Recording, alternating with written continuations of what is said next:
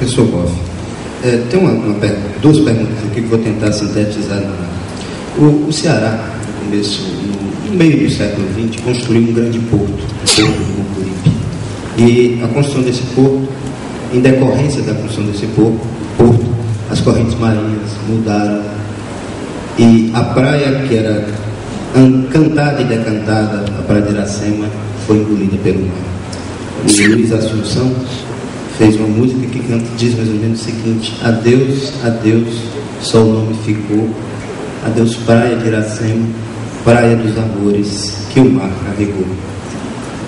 E hoje nós temos a impressão daquilo que deve ter significado para um poeta, o que era a praia de Iracema, e nós já perdemos isso. E quantas outras coisas a humanidade não tem perdido? E esse lapso de memória que as pessoas acabam tendo porque entraram num novo sistema que ficou para trás. Então é mais um comentário, se o senhor puder discorrer alguma coisa. E tem uma pergunta aqui, sim, é importante lembrar que as duas primeiras perguntas foram feitas pela Ana Maria e o colega Wildes.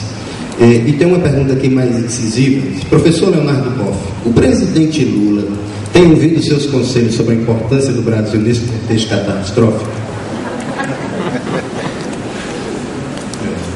Olha, com referência à primeira questão, é um projeto, e todos nós somos vítimas do paradigma moderno nosso que atomiza, separa as coisas, só vê o porto, só vê o lado econômico, não tem uma visão holística, integradora, que o porto está dentro de um ecossistema, está dentro de uma cultura, está dentro de um mar, de praias, etc. E o projeto é feito nesse velho paradigma. Se houvesse uma cultura ecológica, uma consciência de que as coisas todas são interdependentes, que nós somos todos eco-interdependentes, talvez seria possível fazer um porto desses. Eu mesmo conversando com o pessoal de Itaipu, que é a maior hidrelétrica do mundo, eu dou já há 4 anos de assessoria lá na parte ecológica. Os dois diretores, o Samek e o Nelton, dizem que se nós tivéssemos tido naqueles anos a consciência ecológica que temos hoje, nunca teríamos construído Itaipu, que destruiu as 7 quedas, que fez aqueles alagamentos enormes. Não teríamos. Mas já foi feito. Era o tempo dos militares, se decidir de cima para baixo. Então, na medida que cresce a consciência ecológica, nós não só analisamos aquilo que a lei prescreve, os impactos ambientais, isso é uma coisa da lei, que é muito pouco. Como é que tudo isso se relaciona com tudo, como diz a nova física quântica? Tudo tem a ver com tudo, em todos os pontos, em todos os momentos. Então o porto não é só porto, é praia, é mar, é pessoas, é um conjunto de relações que elas têm que funcionar bem, que não sejam estressadas ou mesmo devastadas. E isso não teve. Então a gente sofre com essa falta dessa consciência e dessa visão integradora que mais e mais deve prevalecer na humanidade, senão vamos realmente ao encontro de grande devastação de ecossistemas, coisa que está ocorrendo. Imagine que 60% das terras agricultáveis, devido às secas, às mudanças climáticas, estão em processo de erosão e desertificação. 60%. Eu até fiz um vídeo sobre isso lá para o governo da Bahia, chama Ecologia e Ética, onde o tema era exatamente a questão da desertificação mundial e no Nordeste e parte da Bahia. Então, nós temos que incorporar os novos conhecimentos, essa nova visão inclusiva, que a natureza não está lá, está aqui. Eu sou parte da natureza. E que o porto não só deve responder a interesses econômicos, mas o porto deve ser bom para toda a comunidade de vida, para os peixes, para as pessoas, para as praias. Ele tem que se encaixar no seu lugar. E se não se encaixa, busca um lugar onde ele se encaixa. Ora, contra isso, lógico, você tem que superar os lobbies, os interesses econômicos de estudos, de empresas, e tudo aquilo que perfaz o circuito econômico que está por detrás de projetos desses, que tem que ser, com a cidadania consciente, postos a lume, discutidos. Então, eu acho que um projeto desse devia ser objeto de uma discussão social e, quem sabe, um plebiscito da região. O que a população pensa sobre isso? Depois de informada, discutida com cientistas, com gente de base, que dá todos os dados, então decidimos. E a decisão implica que vamos assumir as consequências. Mas isso não é feito, são pequenas equipes burocráticas, tecnocráticas, políticas que decidem cima para baixo, e geralmente em função de interesses econômicos e não interesses comunitários.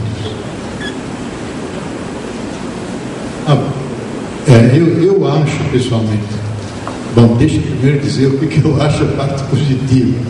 Eu acho que Lula introduziu uma ruptura na nossa história, analiticamente visto.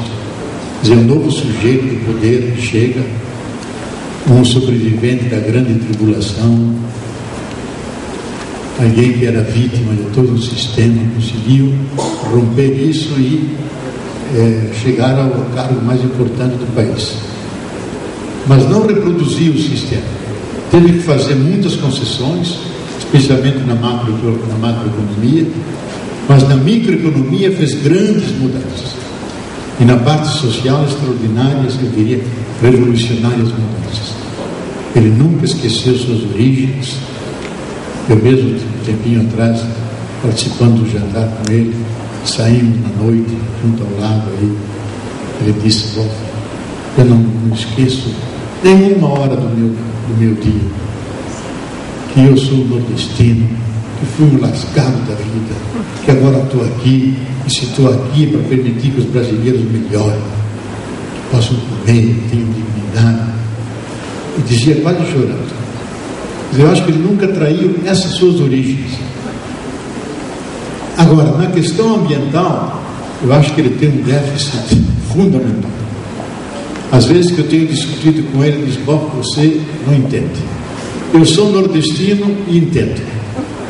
Eu entendo a natureza. Vocês acham que a natureza não se recupera. Aqui seca tudo, basta uma boa chuva, 2 dias depois a natureza está toda verde. Então eu sei mais do que você da natureza. Agora, o que eu entendo mesmo é a relação capital-trabalho. E essa coisa dos verdes vamos incluir, é importante por causa da terra e tudo, mas não é uma visão estratégica, não é estratégica. Eu acho que tem que ser uma visão estratégica. Ele não tem acumulação na parte da ecologia, não tem nenhuma. Nunca se ocupou seriamente, não teve bons assessores. Quando Marina ia, Marina se queixava: quando vou falar com Lula, em 2 minutos ele resolve a minha questão, porque embrulha, etc. E quando vai o homem do agronegócio, da economia, 2 horas. Então, lógico, ela perdeu a base, não conseguiu, como ministro do Meio Ambiente, de criar uma consciência em todos os ministérios, a ideia da transversalidade, que essa questão da ecologia não é só do ministério, é uma questão do Estado, de toda da economia, da educação. Tem que ser uma consciência de uma nova cidadania ecológica. Vamos assumir a preservação do nosso capital natural, das nossas riquezas, do planeta, vamos colaborar. Então eu acho que aí é um déficit que deve ser superado e completado. E oxalá quem for presidente incorpore isso. E eu espero que a crise mundial angustie as pessoas. Eu, quando faço minhas palestras, eu não quero consolar ninguém, nem a vocês. Quero que vocês saiam daqui angustiados.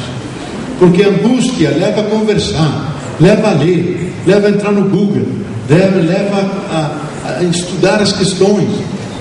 O consolo não, faz uma cesta, tranquilo, e fica descansado. Não, a gente tem que ficar angustiado hoje, porque aí temos que mudar, politicamente.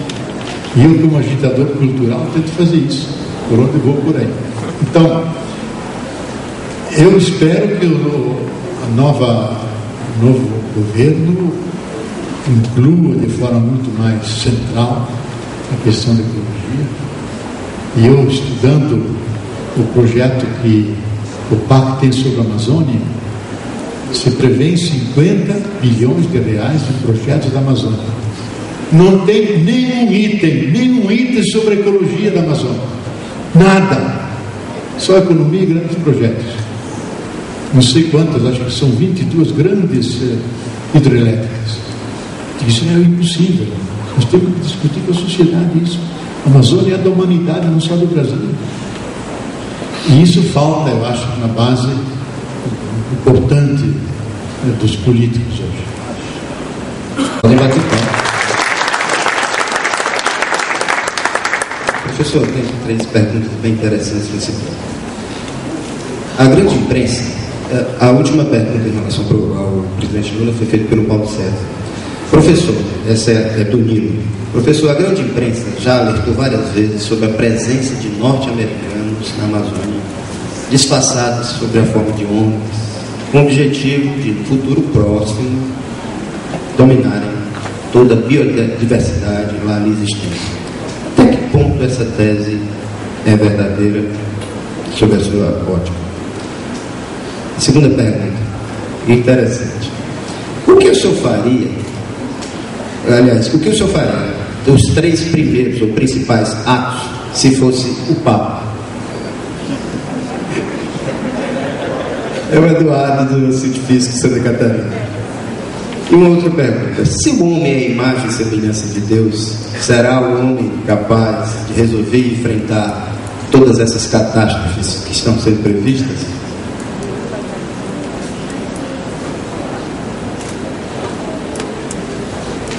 Olha, a gente sabe que há presença de norte-americanos, especialmente entre missionários das várias igrejas, que são biólogos, são cientistas, vêm sobre signo religioso, e aí você não ofende a nossa Constituição, entra no Brasil, e eles discretamente recolhem materiais,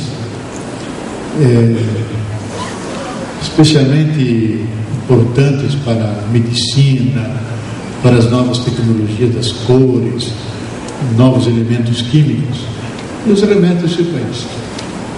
Isso já foi denunciado.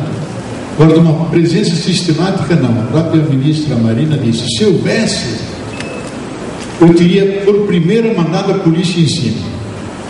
Agora, tem essa forma velada. Para ter um outro dado que a gente esquece e a mídia não dá, e a gente sabe das fontes mais seguras, que a presença norte-americana na Colômbia não é só na Colômbia. Eles têm 5 grandes bases lá. Se você visita a base, ao todo não chegam 2.000 soldados. Vê enormes aviões. E cada avião desses é uma fábrica de grandes instrumentos que podem ver até 2,5 metros no profundo da Terra. 2,5 metros, com raios que eles jogam. E eles estão cobrindo toda a parte da Amazônia, voam a uma altura imensa e mapeiam toda a riqueza, toda a região, a pretexto de combater os terroristas.